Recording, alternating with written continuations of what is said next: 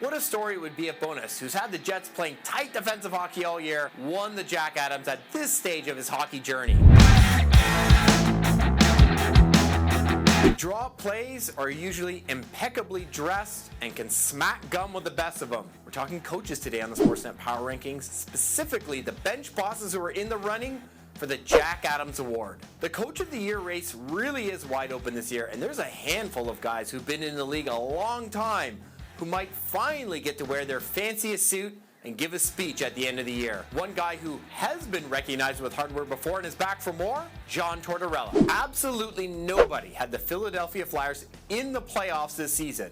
But with about a third of the year to go, Torts has Philly in prime position to nail down a postseason berth. If the 65-year-old can claim another Jack Adams, he'll join Pat Burns as the only three-time winners of the award the league's been giving out since 1974.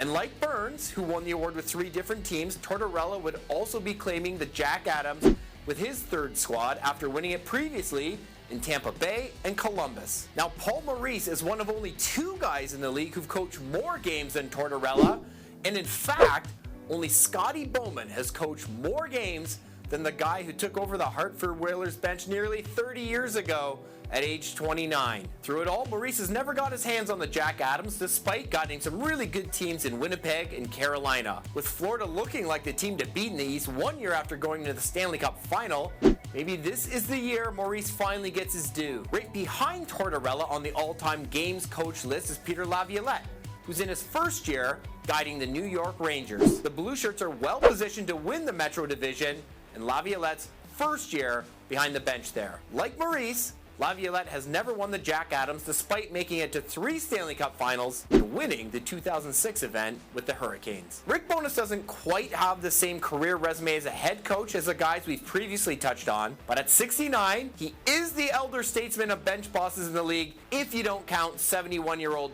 interim coach of the Ottawa Senators, Jacques Martin. What a story it would be if Bowness, who's had the Jets playing tight defensive hockey all year, won the Jack Adams at this stage of his hockey journey. It's easy to root for him too, not just because of his hockey life or status, but because Bowness has had to deal with serious adversity this year, stepping away from the club for a short time to be with his wife Judy after she suffered a serious seizure. We've looked at some really experienced coaches already.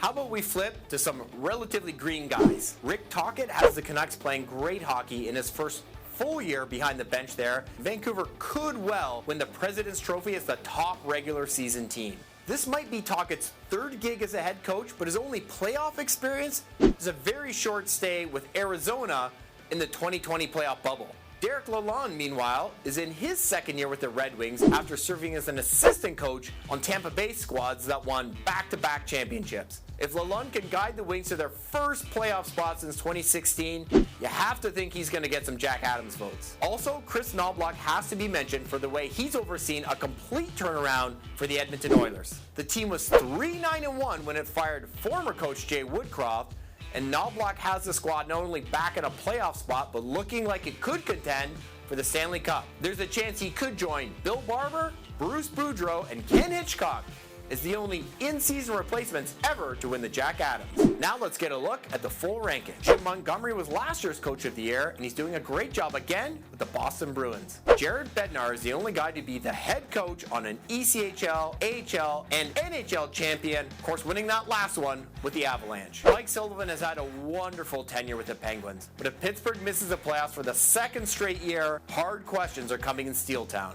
Marty St. Louis has been on the job about 2 years now in Montreal, and he's teasing the most out of some key players. Okay, I'm Ryan Dixon. That's all the time we have for now, but check back next week and all season long right here for the Sportsnet Power Rankings.